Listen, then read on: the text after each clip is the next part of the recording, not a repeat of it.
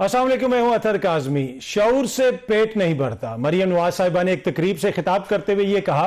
वैसे बात तो ठीक है, शऊर से पेट नहीं भरता। शऊर पेट भरने के लिए नहीं होता, लेकिन पेट को कैसे भरा जाए उसके लिए शऊर होता है। बदी में, नेकी में, हलाल में, हराम में तमीज शऊर आपको सिखाता है।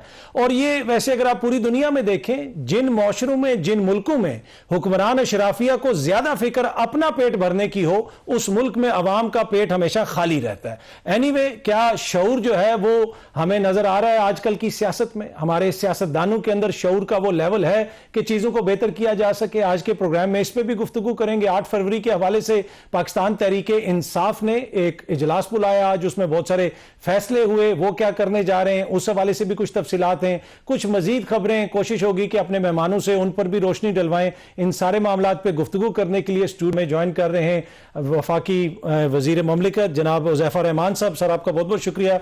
इरशाद भट्टी साहब, किसी तारीफ के मोहताज नहीं सर, आपका बहुत बहुत शुक्रिया। One and only. आप मुझे सारे बता दें। हर दिल अजीज। और कुछ बस एक ही रह गए, एक ही रह गए। चलें, आपने सुन लिया जी, उन्होंने खुद अपनी तारीफ कर दी। एनीवे, वो किसी तारीफ के मोहताज नहीं। और इसी तरह किसी तारीफ के मोहताज नहीं हमारे भाई जनाब हसन अयूब साहब, सीनियर सहाफी, एंकर पर्सन, उन्होंने भी हमें ज्वाइन किया। हसन भाई, आपका भी बहुत बहुत शुक्रिया।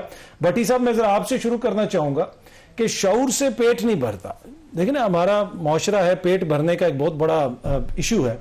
लेकिन जिस मुल्क के अंदर अवाम की हालत ये हो कि 2015 से रियल टर्म्स में आपकी तनख्वाहें नहीं बढ़ी, लेकिन आपकी जो हुक्मरान शराफी है, आपके MNA, आपके MPA, आपके वुज़रा, स्पीकर साहब, चेयरमैन सेनेट साहब, उनकी तनख्वाहों में कई 100% इजाफा कर दिया जाए और अवाम फिर शऊर से भी पेट ना भरें तो किस चीज़ से अपना पेट भरें? पहली बात तो फातिमा जिसने ये सवाल पूछा सोहेल अफरीदी साहब से, और जिस पर मरीम नवाज साहबा ने बोली, मैं फातिमा को एक पहले प्रोग्राम में भी शाबाश दे चुका हूँ। और हर बच्चे को सवाल पूछना चाहिए अपने हुक्मरानों से। हमारे यहाँ और पूरी दुनिया में फ़र्क ये है कि हमारे हुक्मरान हम नहीं समझते कि वो हमें अकाउंटेबल हैं। और अब तो इलेक्शन जिस तरह हो रहे हैं या जो असम्बलियाँ बन रही हैं, आवाम की ज़रूरत ही नहीं रह गई, तो लिहाजा वो नहीं समझते और वो हमें इस काबिल भी नहीं समझते कि हम इनके अकाउंटेबल। और आवाम भी ज़रा 2 कदम पीछे हटे हुए, आगे बढ़कर पूछना चाहिए सवाल। दूसरा, आपने शुरू में 2 जुमले बड़े खूबसूरत बोले, यही शऊर की असल तारीफ है कि शऊर ये से पेट नहीं भरता, अनडाउटेबली नहीं भरता, लेकिन शऊर बताता है कि पेट कैसे भरा जाए। और शऊर बताता है कि जो पेट में गया है वो हलाल है या हराम है। और हमारे मुल्क का सबसे बड़ा अलमिया यही है कि हराम ज़्यादा है, हलाल कम है। हराम खा वोट की इज़्ज़त में हो, पार्लियामेंट के तकद्दुस में हो, अदलिया में हो, सहाफ़त में हो, बोलने में हो, लिखने में हो, कमाने में हो।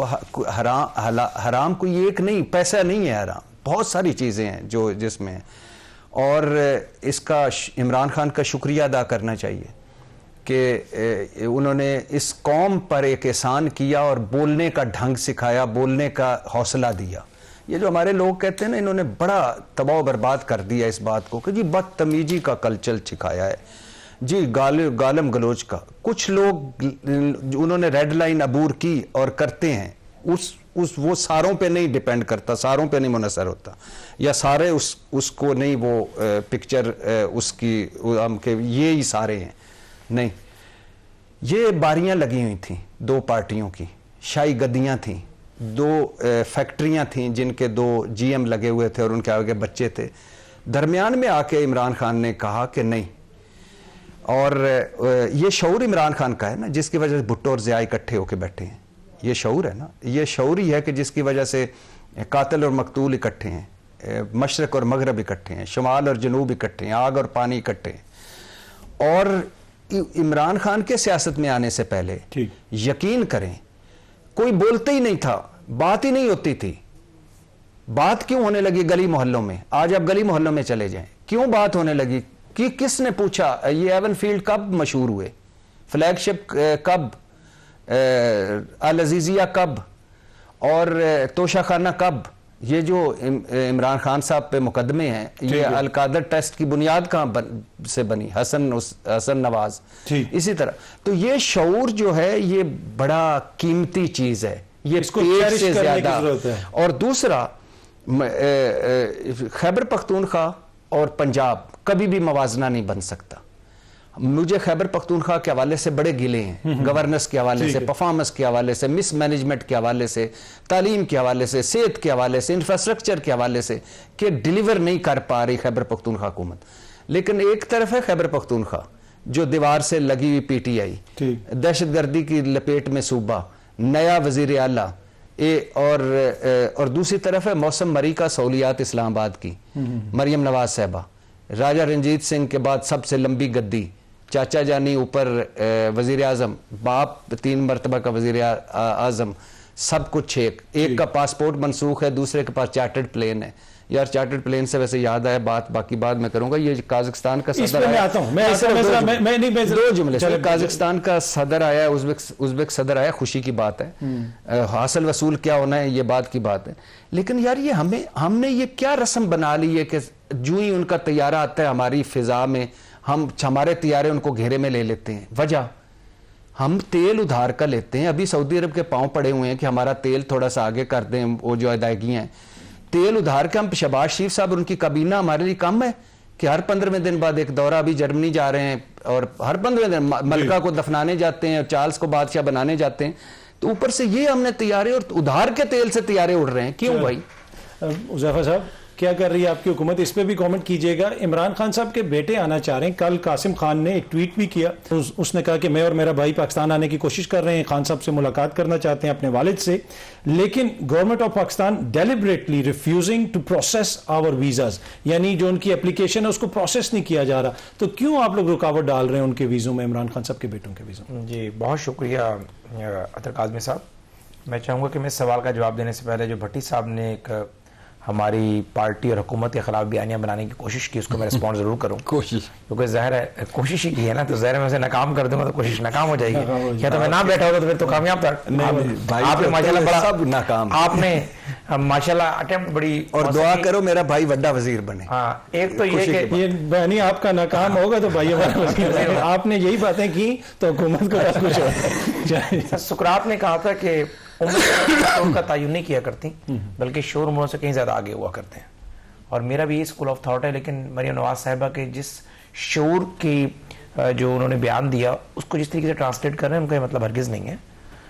उनके बयान की मैं तशरीह कर देता हूँ, और ज़ाहिर है हर साहिब राय बंदा जो मेरी बात सुनेगा वो यही कहेगा कि ज़ाहिर है अगर साहिब राय बंदा कोई भी है वो ये कभी नहीं कहेगा कि शोर नहीं होना चाहिए। मकसद ये कि शोर के नाम पे जो आपने एक मिसयूज शुरू किया, और हर बात को कहा कि जी आगाही है। भुट्टो साहब बहुत फिलबदी बोला करते थे, जब उन्हें मौलवी मुश्ताक की अदालत में लेकर जा रहे थे, भुट्टो साहब ने दोनों बाजू चढ़ाए हुए थे, एक औरत ने भुट्टो साहब को यहाँ से पकड़ लिया, उसने कहा तुमने हमें क्या दिया है? तुम कहते थे कि मैंने तुम्हें रोटी दूंगा, कपड़ा दूंगा, मकान दूंगा, कहाँ है? भुट्टो ने कहा हंसते हुए कि मैंने तुम्हें जरूरत दी है जैसे तुम आज लोग भुट्टो से बात कर रही हो। तो मकसद है कि डायलॉग के अगर चीज नहीं होती, बातें कोई प्रैक्टिकल चीजें होती हैं। कहने का मकसद यह है कि आगाही और शऊर, अगर इसका मतलब यह है कि आपने हर बंदे की पगड़ी उछालनी है, आगाही और शऊर अगर यह है कि बानी तहरीक इंसाफ जो कहे कल्टनी पीछे चल पड़ना है, आगाही और शऊर अगर यह है कि बानी की बहन वेलबींग जानने जाए और वो बाहर आकर एक बयानिया बिल्ड करे एक इदारे के सरबराह के बारे में और पूरी फॉलोइंग उसके पीछे चल पड़े, ये ना कहे कि सर ये काम ठीक नहीं है, आप अपने केस पे फोकस करें और फैमिली वेलबींग जाने। अगर शऊर ये है कि आपका वजीर आला कहे कि ऑपरेशन नहीं करने दूंगा तो आप पीछे हैं, अगर उसने कहा कि नहीं अब ऑपरेशन हो रहा है मुझे पैसे चाहिए तो भी आप पीछे नहीं। पूछने की अगर आप जरूरत नहीं करते, सिर्फ और सिर्फ आपने मुखालिफ की पगड़ियां उछालनी है, तो उन्होंने उसको ट्रांसलेट किया कि ये शऊर हरगिज नहीं है, और शऊर से वाकई जो है खुराक नहीं आती, आपका पेट नहीं भरता। मकसद कहने का यह है कि मैं समझता हूं कि अगर मैं उनके पास बैठा होता तो मैं कहता कि शऊर की डेफिनेशन पे बात कर रही थी कि जो डेफिनेशन हम लोगों ने ट्रांसलेट कर ली है, शऊर वो नहीं है। शऊर आपको कोई शक नहीं, शऊर आपको आगाही देता है, शऊर में ही अजीम जहन बनते हैं, शऊर आपको रोजगार देता है, लेकिन जिस शऊर की ट्रांसलेशन बानी तहरीक इंसाफ ने कर दी है वो शऊर नहीं है, वो उसके ऊपर बात कर रही थी। दूसरा आपने कहा कि कासिम और सलमान के एक बात कि उन्होंने बिल्कुल कासिम सुलेमान पाकिस्तान आना चाहते हैं तो कोई ऑब्जेक्शन नहीं है, बिल्कुल आए। कासिम सुलेमान ने ये ट्वीट की है, इसके साथ अगर उन्होंने एप्लीकेशन अपनी ऑनलाइन जमा कराई है वीजे के लिए वो दिखा दें, अगर एम्बेसी जमा कराई है वो दिखा दें, ताकि हम उस रेफरेंस की रोशनी में वीजा प्रोसेस कर दें। हर 2-4 महीने बाद इन्हें अचानक से एक नया जो है वो जिन जागता है और कहते हैं हमने पाकिस्तान जाना है, और उसके बाद खामोश हो जाते हैं। पहले भी इन्होंने बड़ा ही वीजे को लेकर बहुत शोर मचाया था, लेकिन एविडेंस कोई नहीं दिया था। एक खबरें ये भी आई थी कि इनके पास नाइक ऑफ है पड़ा, फिर उन्होंने कहा नहीं एक भाई के पास है एक के पास नहीं है, फिर कोई पासपोर्ट का मामला आ गया। अगर दोनों बरखुरदार जो है वो आना चाहते हैं, वालिद से फोन पे तो बात करते हैं, खैर अगर मुलाकात करना चाहते हैं बिल्कुल आए, अच्छा, वीजा अप्लाई करें, हम वीजे में उन्हें फैसिलिटेट करेंगे। लेकिन सिर्फ और सिर्फ नैरेटिव बनाने की तक बयान जारी कर देना, अमली तौर पर कुछ ना करना, जो वीजा की रिक्वायरमेंट्स है। अप्लाई किया वीजा, हुकूमत को तो पता होगा ना, जब कोई अप्लाई करता है तो हुकूमत को पता होता है, या तो हुकूमत कह दे कि उन्होंने अप्लाई नहीं किया। देखें बात यह है कि आज से कोई 6 महीने पहले मुझे इल्म में है कि एक भाई ने अप्लाई किया था, लेकिन वो एप्लीकेशन जो है उनकी, उसके अंदर प्रॉपर डॉक्यूमेंटेशन ही नहीं थी, फिर उन्होंने उसका फॉलोअप भी नहीं किया। अगर अब दोबारा ये अप्लाई कर रहे हैं या कोई चीज इनकी पेंडिंग है, तो साथ एविडेंस लगा दें कि मैंने सारी चीजें कंप्लीट कर दे दी हैं, उसके बावजूद पाकिस्तान एम्बेसी जो है वो या तो मेरा वीजा एक्सेप्ट करे या रिजेक्ट करे मेरी एप्लीकेशन, ताकि मेरे पास अपीलेंट फॉर्म हो। पाकिस्तान में अगर एम्बेसी वीजा रिजेक्ट कर देती है, तो जिस तरीके से अगर यूके का वीजा रिजेक्ट हो जाए तो आप उनके होम डिपार्टमेंट में अपील कर सकते हैं। तो हमारे पास भी एक अपील का फॉर्म मौजूद है। यहां पर इनके वकील जो है माशाल्लाह पूरी पार्टी वकीलों पे मुश्तमिल है। सुप्रीम कोर्ट या आईनी अदालत में रिट कर देंगे कि 2 बंदे हैं वो अपने बाप से मिलने के लिए आना चाहते हैं, और यहां अगर जिदोजहद भी चलानी है तो हमें उसमें भी कोई एतराज नहीं। मैं जरा हसन अयूब साहब को भी शामिल करूं। हसन भाई जरा इस पे कमेंट कीजिएगा, आपको लगता है कि उनको वीजा मिल जाएगा, जो वो ये कह रहे हैं कि वो आना चाहते हैं, इसलिए कि दूसरी जानिब इधर जो उनकी फैमिली है उनको भी एक्सेस नहीं मिल रहा, उसमें खबर क्या है? क्या एक्सेस 8 फरवरी के बाद मिल जाएगा हलीमा खान साहिबा को? बहुत शुक्रिया अतर कादरी साहब। पहली बात तो ये है कि मेरी बात हुई थी तलाल चौधरी साहब से, और इन प्राइवेट भी बात हुई है, तो वो यही कह रहे हैं कि अगर वो वीजा अप्लाई करें तो हम उनको फैसिलिटेट करने के लिए तैयार हैं। वो सफारतखाने चले जाएं, उनको सफारतखाना फैसिलिटेट करेगा। अगर वो ऑनलाइन एप्लीकेशन फिल करते हैं और उसमें कोई गलती है, तो फिर वो सिस्टम है, वो सिस्टम जो मैनेजमेंट इंफॉर्मेशन सिस्टम है, उसमें फिर वो थ्रू नहीं हो सकती उनकी जो एप्लीकेशन है, तो उसको जो ग्लिच आ जाएगा तो उसको उन्होंने दूर करना है। उसके लिए तरीकाकार यही है कि पाकिस्तानी जो हाई कमीशन है वहां जाएं, वहां जाकर वहां के जो कोई बंदा होगा जो बिठाकर उनकी एप्लीकेशन जो है वो वहां पर फाइल कर देगा, तो उनको यानी वीजा देने में किसी किस्म की कोई रुकावट मौजूद नहीं है। पहली बात तो मैं आपको बिल्कुल कैटेगोरिकली बता रहा हूं इसमें, विदाउट एनी डाउट उनको क्या पाकिस्तान आने के हवाले से किसी किस्म की कदर होगी, कोई गिरफ्तारी होगी, तो ऐसा भी कोई ना इरादा है ना ऐसा कुछ होगा। अगर उनको वीजा मिलता है और वो आने वाले दिनों में मुस्तकबिल में पाकिस्तान आते हैं, तो इंशाल्लाह आप देख लीजिएगा ऐसा कुछ भी नहीं होगा। क्या वो उनकी इमरान खान साहब से मुलाकात हो सकेगी? जी यकीनन हो सकेगी। इमरान खान साहब की अपनी एहलिया से रेगुलर मुलाकात हो रही है, और अभी जो उनकी जो एहलिया हैं बुशरा बेगम, उनकी भाभी और उनकी बेटी, उनकी मुलाकात हुई, और उन्होंने भी उनको यही बताया कि इमरान खान साहब के कंसेंट के साथ उनकी जो आंख का प्रोसीजर हुआ है। एक चीज तो ये होगी। दूसरी जो बात हो रही थी शऊर के हवाले से, तो शऊर जो है वो बड़ी कीमती चीज है। शऊर जो है वो उसका मजाक नहीं बनाना चाहिए। देखें, लेकिन ये भी हकीकत है कि किसको आप शऊर कह रहे हैं, क्या वो वाकई हकीकत में शऊर है भी या नहीं। पहली बात तो ये है, जो इश्क इमरान का मंजन बेचा जाता है, दूसरों को चोर डाकू करार देते हैं विदाउट एविडेंस, ये शऊर नहीं है जी, ये बोतान तराशी है माजरत के साथ। अब यहाँ पर तो ऐसा भी शऊर हमें इमरान खान साहब ने दिया था कि उन्होंने कहा जी कि 190 मिलियन पाउंड जो केस था, अच्छा 190 मिलियन वो आपकी बात हुज़ैफा भाई को उसमें, sorry ji please carry on. वो हुज़ैफा भाई को आपकी बात पसंद आई थी, तो उन्होंने कहा बड़ी खूबसूरत बात की। मैंने कहा अगर आप कहते हैं तो मैं मुकर्रर कह देता हूं उनको, ताकि दोबारा कह दें। सही।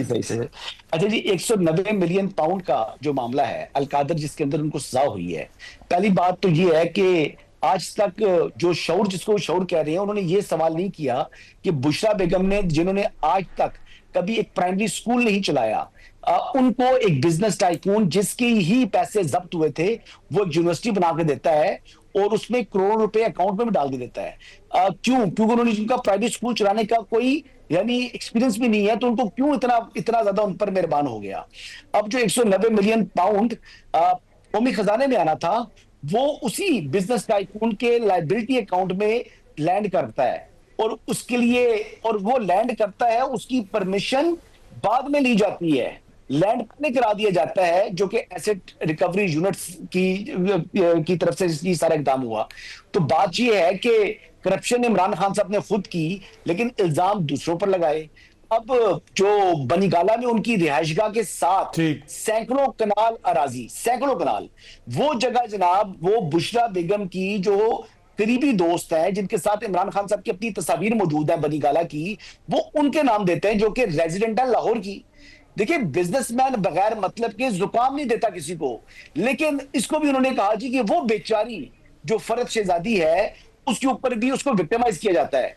देखिए, ये विक्टिमाइजेशन नहीं हुई थी, ये ऑर्गेनिक मुकदमात हैं, लेकिन इसके बावजूद इमरान खान साहब को उनके फॉलोअर्स कहते हैं जी वो ईमानदार हैं। अगर ये ईमानदारी है तो फिर करप्शन की तारीफ जो भट्टी साहब करते हैं, माफ कीजिएगा, उसकी तो ये परफेक्ट एग्जांपल है। जिस किस्म की ये जो करप्शन इमरान खान साहब ने की है, ये ईमानदारी नहीं, ये करप्शन है। और ये हमें ये बातें जो है इरशाद भट्टी साहब ने बताई। और मैं आखिरी बात करूंगा जी, आखिरी बात ये है कि इज्जत देने से इंसान को इज्जत मिलती है। ओए नवाज शरीफ, ओए जरदारी, तुम्हारी जो शलवार है मैं फलां जगह लटका दूंगा, ये तहजीब के जो धज्जियां उड़ाई थी इमरान खान साहब ने और अपने यूथ को यानी टॉलरेंस से हटाया था और उनसे उनको कहा था कि जी लोगों के साथ बदतहजीबी के साथ पेश आए करें, तो माजरत के साथ सर ये उन्होंने कोई अच्छी परवरिश नहीं की, बल्कि माइंड्स को जो है वो उन्होंने पोल्यूट किया ऐसी तीखी जुबान का इस्तेमाल करके, जो कि ना इस्लाम सिखाता है, ना वो हमारी जो सकाफत है या हमारी रवायात है पाकिस्तान की। हमें तो यही कहा गया था कि बड़ा है उसकी इज्जत करें। तो यूथ ने जब जरदारी साहब से मुतल्लिक या नवाज शरीफ साहब से मुतल्लिक ऐसे अल्फाज अदा किए, तो क्या वो मुनासिब थे? जी मुनासिब थे। अच्छा, मुझे हसन अय्यूब साहब एक छोटी सी ब्रेक लेनी है। भट्टी साहब मैं आपके पास आऊँगा। ऑब्वियस अच्छी बात है कि शऊर भी स्टूडियो में मौजूद है और शऊर के जो है तारीफें भी मुख्तलिफ यहाँ पे हो रही हैं। आपसे इस पर बात करते हैं, क्योंकि हसन साहब ने आपका नाम लिया कि ये जो करप्शन शप्शन खान साहब का तो जिक्र है, उसमें आपको भी बहुत बड़ा हिस्सा है। आपने भी इस यूथ को जो शऊर, कुछ लोग शऊर कहते हैं, कुछ लोग बदतहजीबी कहते हैं, आपने भी उसमें हिस्सा डाला। इस पर बात करते हैं छोटी सी ब्रेक के बाद।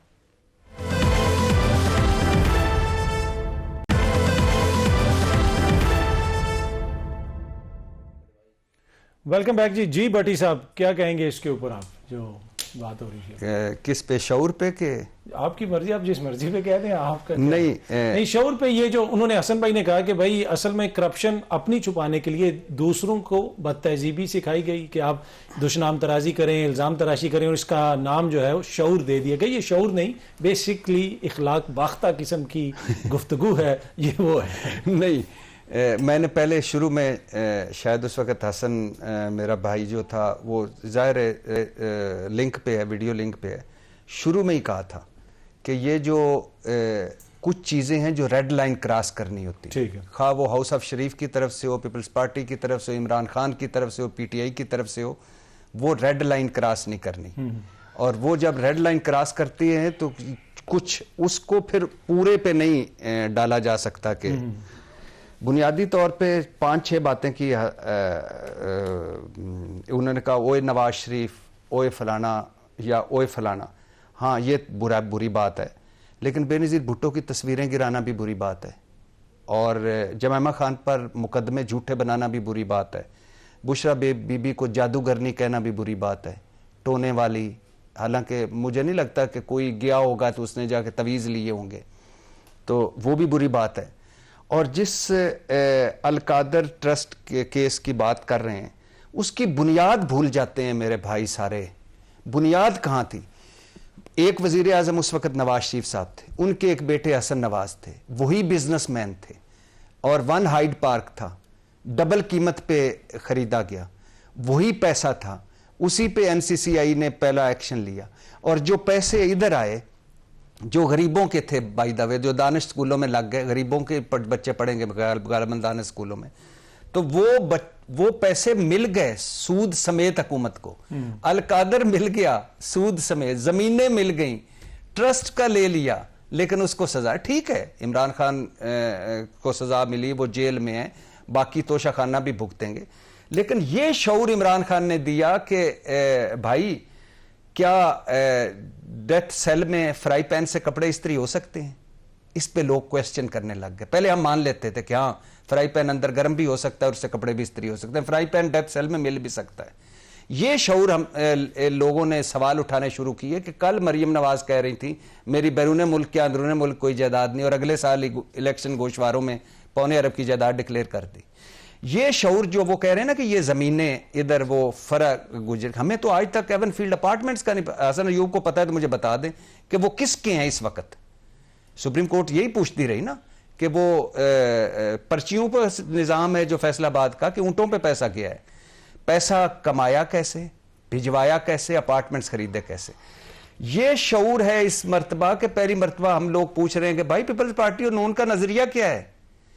अच्छा, फिर ये शऊर है कि 26वीं यानी 27वीं यानी तरमीम वजह इमरान खान, इलेक्शन एक्ट तरमीम में वजह इमरान खान, नैब तरमीम में वजह इमरान खान, इवन बसंत की कानून साजियां वजह इमरान खान।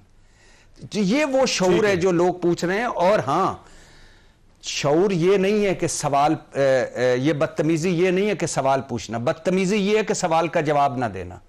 बदतमीजी और बदतहजीबी ये है कि जब हमारे माल से आप लूट मार करते हैं, करप्शन करते हैं। बदतहजीबी और बदतमीजी ये है कि हम जो टैक्स देते हैं आप अय्याशियां करते हैं, अपनी तनख्वाहों में इजाफा करते हैं। ऐवान सदर इजाफा, वजीर आजम हाउस इजाफा, जजेस इजाफा, अरकान पार्लियामेंट इजाफा, वजीर इजाफा, ब्यूरोक्रेट्स इजाफा, हम 70 किस्म के टैक्स। ये शऊर है। इमरान खान ने गलत नहीं किया लोगों को जबान देकर। अगर कोई जबान गलत कर रही है तो वो गलत कर रही है, उसको गलत कहना चाहिए। ठीक है। अच्छा, शऊर बड़ा कीमती चीज है। इसकी अगर कोई इनकी बात आपको पसंद आई तो मैं दोबारा इनसे कहलवा दूं जिस तरह आपको हसन भाई की पसंद आई थी। अगर नहीं पसंद आई तो आपसे सवाल ये है कि अब नहीं वैसे आपने उस वक्त कहा था ना कि मैंने उस वक्त मैंने कहा शायद क्या पता आपको इनकी भी कोई बात अच्छी लगी हो। काजिम साहब बड़े स्वीट और क्यूट आदमी है। नहीं सर, वो मैं ये पूछ रहा था आपसे कि ये जो सारा माहौल चल रहा है जिसमें ऑब्वियसली दोनों तरफ से पोलराइजेशन का भी जिक्र होता है, लेकिन इस माहौल के अंदर हमने देखा कि वज़ीर आज़म साहब से मुलाकात हुई सोहेल आफरीदी साहब की, सब ने उसको अप्रिशिएट किया। अब सोहेल आफरीदी साहब ने आज एपेक्स कमेटी का एक एलामिया वगैरह जारी किया गया, कोर कमांडर साहब भी वहाँ पे थे, वज़ीर आला साहब भी वहाँ पे थे। लेकिन कुछ प्रॉब्लम्स हमारी बड़ी संगीन नोयत की, जैसे दहशतगर्दी हो गई, जो मुल्क दुश्मन यहाँ पे कर रहे हैं, उन पे तो कम से कम हमारा एक सियासी बयानिया या पॉइंट ऑफ व्यू होना चाहिए। तो इस डेवलपमेंट को आप कैसे देखते हैं कि वो सोहेल आफरीदी जो कुछ दिन पहले तक आपके लिए ड्रग माफिया का सहूलतकार था, दहशतगर्दों का सहूलतकार था, अब वफाकी हुकूमत उससे एंगेज कर रही है, तो ये पॉजिटिविटी है या नहीं है?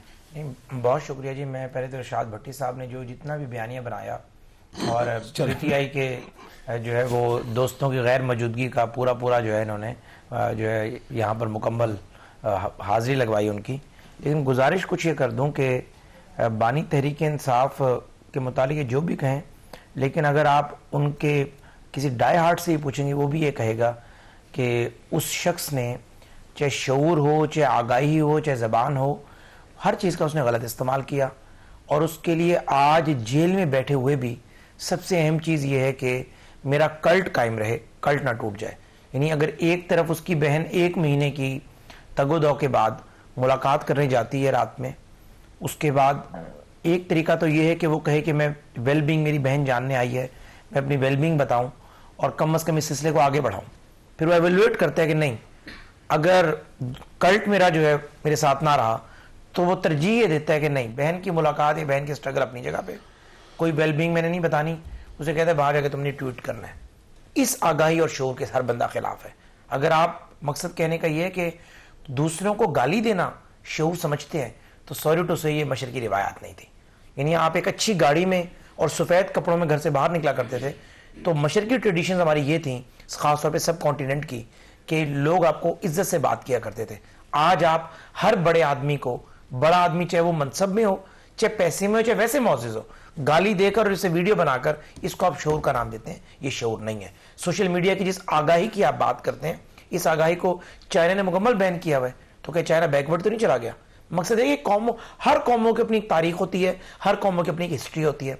तारीखदान जब भी तारीख लिखेगा, मैं समझता हूँ पाकिस्तान में जितना बानी तहरीक इंसाफ ने एक पूरी जनरेशन को तबाह किया है at the cost of reputation, मैं पीएमएलएन भी गलत काम कुछ कर सकती है, मैं स्क्रीन पे बैठ के कहता हूं कि काम हमारा गलत है, पीपल्स पार्टी भी कुछ गलतियां कर सकती है, लेकिन ऐसी गलती किसी ने नहीं की कि आपने पूरी एक जनरेशन को तबाह कर दिया। यानी अगर उस जनरेशन को आप भी अंडू करना चाहें, अब मैं सोहेल अफरीदी पे आ गया हूं जी, उसमें मैं उसमें आ रहा हूं, मेरा टेम्पो उठ जाएगा, 1 अरब का टेम्पो है, देख लें, फिर आपके चेहरे पे मैं शुरू कर दूंगा। नहीं। बात यह है कि वही शऊर जो है आपने दिया, and now you are getting taste your own medicine, कि आपने उसी शऊर में गंडापुर को फारिग किया, शऊर में फारिग किया, उसकी लॉयल्टी पे शक नहीं था।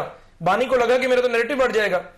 सोहेल अफरीदी ने अगर वजीर आजम ने भी दावत दी, बेचारा जाकर पछता रहा होगा, पूरा कल्ट उसके पीछे पड़ गया। उसके बाद उसको शफीउल्लाह जान को कहना पड़ा कि जाओ भाई हुज़ैफा रहमान के साथ टॉक शोज में बैठ के टिका के इस मुलाकात में तनकीद करो, कोई सर्वाइवल का रास्ता निकले।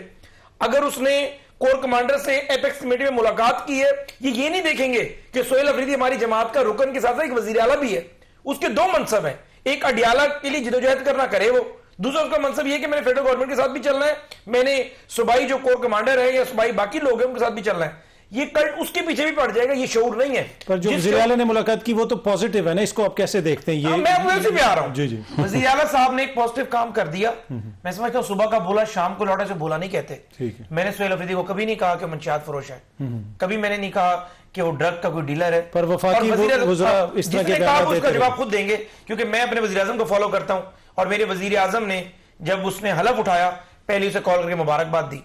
मेरे वज़ीर आज़म ने चित्राल में उसका जिक्र करके कहा कि मैं चाहता हूं कि ऐसे सेहत के मंसूबे मैं उनके साथ मिलकर शुरू करूं।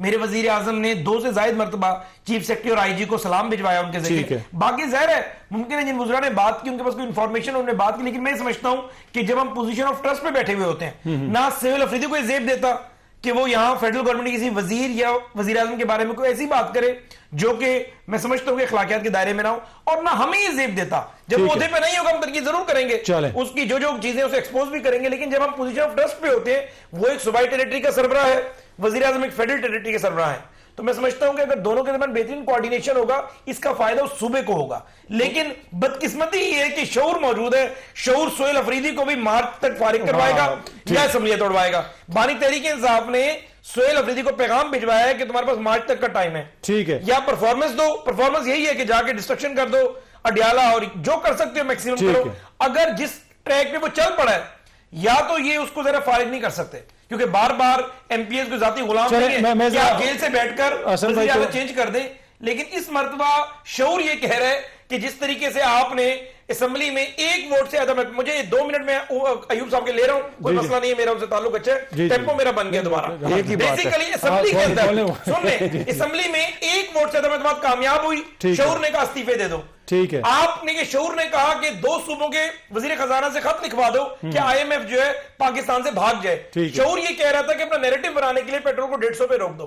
तो अगर यही शऊर है तो ठीक है, आप इस शऊर के आगे चलते रहे। जिस तरह अभी वजीर साहब ने भी कहा कि शऊर ने पूरी नस्ल जो है वो एक तरह से बर्बाद कर दी है।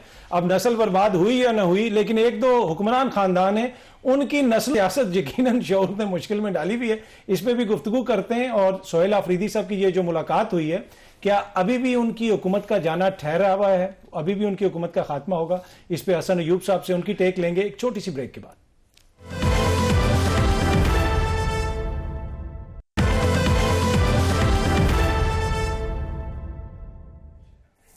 वेलकम बैक जी। हसन अयूब भाई, जरा ये बताइएगा कि ये सोहेल अफरीदी साहब की हुकूमत अभी भी आपको जाती भी नजर आ रही है? क्योंकि वजीर आजम साहब से भी मुलाकात हुई, एपेक्स कमेटी का इजलास हुआ, उसकी भी उन्होंने सदारत की। कोई मामलात बेहतर हो रहे हैं या कशीदगी अभी भी बरकरार है वफाकी हुकूमत और सूबाई हुकूमत में? देखिए, सोहेल अफरीदी साहब अगर जाएंगे तो ऐसा नहीं होगा कि वफाकी हुकूमत जो है वो उनको घर भेजेगी। अगर वफाकी हुकूमत का बस चलता तो वो मुंतखब ही ना होते। अब मामला तो ये है कि जो अददी अक्सरियत हासिल है पाकिस्तान तहरीक इंसाफ को खैबर पख्तूनख्वा के अंदर, वो तो हासिल है ना जी। और इस वक्त फर्क काफी ज्यादा है जो कि गैप को ये फिल नहीं कर सके। तो एक ग्राउंड रियलिटी है। आप अगर गवर्नर रूल की बात कर रहे हैं तो ऐसा कोई इस वक्त इरादा नहीं है वफाकी हुकूमत का। हाँ, जहां तक सवाल है उनके पर हसन भाई, मैंने आपका ही व्लॉग देखा था। हसन भाई, आप कह रहे थे कि जी का जाना ठहर गया है, आपका ही मैंने व्लॉग देखा था और आपने ही इसका जिक्र किया था। तो अब वो नहीं जा रहे। कहूंगा मैं तो यही कहूंगा कि सुहेल आफरीदी साहब जो है वो जाते हुए दिखाई दे रहे हैं, और तहरीके इंसाफ को एक नए ब्लेंडर बॉय की तलाश करनी होगी। और वैसे कोई ब्लेंडर बॉयज की कमी नहीं है। जैसे वंडर बॉय लिखा था ना सुहेल बड़ाई साहब ने, तो मैंने कहा है ब्लेंडर बॉय। अच्छा, अभी जो उनकी इस वक्त यकीनी तौर पर उनके पास ऑप्शंस तो अवेलेबल हैं, वो कोर्ट ऑफ लॉ के अंदर या किसी भी कॉन्स्टिट्यूशनल बॉडी में जहां पर उनके खिलाफ मुकदमात हैं, उनको कंटेस्ट कर सकते हैं और टेबल्स को टर्न कर सकते हैं। लेकिन बजायर जो इस वक्त सिचुएशन है, वो यानी उनके ऊपर स्याह बादल मंडला रहे हैं। मेरा से इतनी बात काफी है। आगे बढ़े, अगर मैं बात कर लूं तो उन्होंने जो एपेक्स कमेटी को अच्छा जी जो हेड किया है, देखिए ये बड़ा इंपॉर्टेंट काम हुआ है। जैसे कह रहे थे हुजैफा का सुबह का भूला अगर शाम को घर आ जाए, तो देखिए बात ये है कि ये उन्होंने ही करना था, वही सरबराह है एपेक्स कमेटी के, उन्होंने ही चेयर किया उसको। कोर कमांडर उसमें शरीक थे, लेकिन साथ उनके आईजीपी भी मौजूद थे और चीफ सेक्रेटरी भी मौजूद थे और वजीरे इतलात और खजाना भी मौजूद थे। मामला क्या है कि नेशनल एक्शन प्लान जो कि रिवाइज हुआ था 2021 के अंदर, और आई बिलीव कि उस वक्त प्राइम मिनिस्टर थे उस वक्त मुल्क के इमरान अहमद याजी साहब, जो कि आजकल अडियाला के चांसलर हैं। उनकी यानी उन्होंने तमाम सियासी जमातों ने उस पर इत्तेफाक किया था। तो नेशनल एक्शन प्लान के अंदर सिर्फ एक जो काम है काइनेटिक्स वाला, वो तो करना है सिक्योरिटी फोर्सेस ने या फौज ने। तो बाकी जितने करने के काम थे, जिनके ऊपर अब अमल दरामद करने के हवाले से इत्तेफाक हुआ है इस इजलास के अंदर, ये तो वैसे ही सूबाई हुकूमत की जिम्मेदारी थी। और जो गवर्नेंस के मॉडल को बेहतर करना है, वहां पर तरक्की देनी है, ये सूबे के करने के काम है सर, ये फौज के करने के काम नहीं है। तो वो जो इतना अरसा जो डिले हुआ, उन गैप्स को हमारी अफवाज के जवानों ने और अफसरान ने अपने खून के साथ फिल किया। तो ये जो बिल्कुल, फिर भी मैं ये कहूंगा कि खुशाइंद है कि जिस तरीके से दोबारा देर से ही सही कम से कम इस मामले के ऊपर सूबाई हुकूमत, वफाकी हुकूमत और एस्टैब्लिशमेंट तीनों के दरमियान इत्तेफाक राय हो चुका है। और दहशतगर्दी जो है वो 1 पॉइंट एजेंडा है, जिसका खात्मा करना है, जिसको नाकाम करना है, और उसके लिए लोगों की हालत जार को भी बेहतर बनाना है, वहां पर तालीम और सेहत के मौके भी देने हैं, और गवर्नेंस के मॉडल को बेहतर करना है। रहा सवाल जो मेरे प्यारे भाई इरशाद भट्टी साहब कर रहे थे, इंपॉर्टेंट बात है एवन फील्ड से मुतल्लिक कि वो आज तक नहीं पता लग सका कि वो कहां से खरीदेंगे। तो मैंने इरशाद भट्टी साहब को पहले भी एक दफा, आप भी मुझे याद है कि प्रोग्राम में मौजूद थे, तो मैंने इनको ऑफर कराई थी कि मैंने कहा आप जाएं क्राउन कोर्ट ऑफ वेस्टमिनिस्टर के अंदर एप्लीकेशन दें, और आपके यहां से जाने का जो रिटर्न टिकट होगा, जाना और वापस आना, वो बिजनेस क्लास का मैं एक छोटा इनका भाई समझ के समझ लें, वो मैं अपनी पॉकेट से पे करूंगा। चाहे जरूर केस करें, पूछे कि कहां से आए हैं फिर जो फंडिंग है, ये वहां पर कोर्ट ऑफ लॉ के अंदर जाए ना। अब पाकिस्तान के अंदर केस करते हैं जी, बिजनेस क्लास में भेजूंगा, लेकिन भट्टी साहब जाए, हिम्मत पकड़े। आपने एवनफील्ड का इतना जिक्र किया है, मेरे ठीक है जी, लेकिन बाकी सारी बातों पे आपकी सारी बातें मान ली, ये बिजनेस क्लास वाली चीज हजम नहीं हुई, वो उसमें नहीं भेजना इनको, इनकी आदतें खराब होंगी। अच्छा, वैसे जो एवन फील्ड के फ्लैट्स हैं वो नीलसन और नेस्को ओन करते हैं, वो सबको पता है। भट्टी साहब आपको इससे क्या मसला है? पर एनीवे आप ये बताएं, बसंत हो रही है, चेंज आ रहा है मुल्क में, एक खुशी की जो है एक तरह से लहर है, लोग बाहर निकल रहे हैं, सेलिब्रेट कर रहे हैं। अब आप इसके अंदर भी बकौल हुज़ैफा साहब के कोई प्लीज बयानियां बनाने की कोशिश ना कीजिएगा, 2-4 तारीफें करें इनकी हुकूमत की प्लीज, मेरी रिक्वेस्ट। नहीं, मैं जरूर करूंगा, लेकिन मेरे भाई हसन अयूब, अल्लाह आपके रिस्क में और इजाफा करे। लेकिन अल्लाह ने मुझे भी बहुत कुछ दिया हुआ है, मैं अपनी टिकट पे भी जा सकता हूँ और आपके साथ आपको भी बिजनेस क्लास में बिठा के ले जा सकता हूँ आज की डेट में। लेकिन मेरे भाई जो भट्टी साहब आजकल ये किसी को नहीं बताते बिजनेस क्लास में ट्रैवल नहीं करते, फर्स्ट क्लास में ट्रैवल, फर्स्ट क्लास में करते हैं। ये तो 2-3 दफा तो पायलट के साथ भी बैठते हैं, बल्कि एक आध उससे आगे तो फिर पायलट ही होता है इधर भट्टी। अच्छा, लेकिन हमने बैलेंस किया ना जी, मुकर्रर को हमने कवर किया। लेकिन मेरा बात ये कि मैं दोनों अपने हसन अयूब से मैं कहना ये चाहता हूं कि जो हुक्मरान होता है ना मेरे भाई, मेरी नजर में, आपकी नजर में तो हुक्मरान पता नहीं देवता होता होगा, मेरी नजर में हुक्मरान को जवाबदेह होना पड़ता है। उसको बताना है मुझे कि मेरी मनी ट्रेल क्या है, उसको बताना है, मुझे नहीं जाना वहां। वो इधर हुक्मरानी कर रहा है, वो दावा करता है कि मैं शफाफ हूं, मैं तुम्हारा लीडर हूं, मैं तुम्हारा रहनुमा हूं। वैसे तो एक ही लीडर आया कायद-ए-आज़म मोहम्मद अली जिन्ना 78 सालों में, लेकिन उसे बताना है मुझे। फिर इमरान खान नहीं, कायद-ए-आज़म मोहम्मद अली जिन्ना। अच्छा, शुक्र।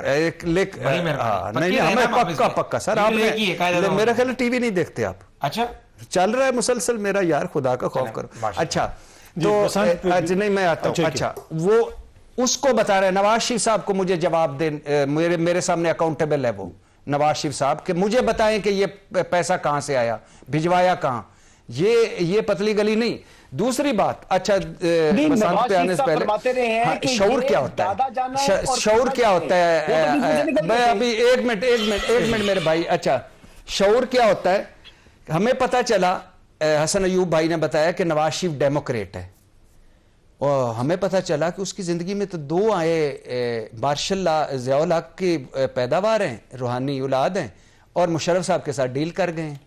और जैद मुसलसल में जुल्फ़कार चीमा साहब ने किताब लिखी है, जुल्फ़कार चीमा साहब ने जायज से मुलाकात करवाई, तो जायज से कह रहे थे, जायज साहब कोई ऐसा तरीका बताए ना मैं अहम फैसलों में पार्लियामेंट का मोहताज ना रहूं। अच्छा, हमें पता चला नवाज शरीफ साहब पार्लियामेंट का तकद्दुस करते हैं। ठीक है, 6 महीने, सिर्फ 4 जुमले, 6 महीने वो असेंबली नहीं आते थे, साल सेनेट नहीं आते थे।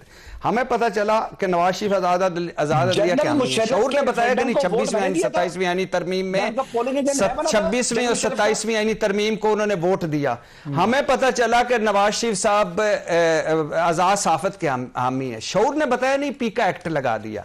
हमें पता चला कि नवाज शरीफ साहब वोट की इज्जत के हामी है। शऊर ने बताया अपने हल्के में इज्जत नहीं कर सके वोट की। और हमें पता चला कि नवाज शरीफ साहब डट जाने वाले, कभी लंदन, कभी जद्दा, कभी रिस्क फ्री गारंटियों पर हमें पता। अच्छा, और आखिरी जुमला, शऊर हसन अयूब का ये कह रहा है कि फरा गुज्जर का हिसाब इमरान खान दे, बुशरा बीबी का हिसाब इमरान खान दे, अपने बच्चों का हिसाब इमरान खान दे। लेकिन हसन अयूब का शऊर ये नहीं कहता कि बिलावल कह रहा है मुझे अपने अब्बे का कोई पता नहीं वो क्या कर रहे थे, नवाज शरीफ कह रहा है मुझे अपने बेटों का कोई पता नहीं वो क्या कर रहे थे, शहबाज शरीफ कह रहा है मुझे बच्चों का नहीं पता कि उनकी टीटियां कैसे आ रही हैं। शऊर ये है कि मैं आज हसन अयूब से ये सवाल चले, मुझे एक ब्रेक लेनी है जी, ब्रेक लेते हैं, ब्रेक से वापस तो गुफ्तगू के सिलसिले को आगे बढ़ाते हैं।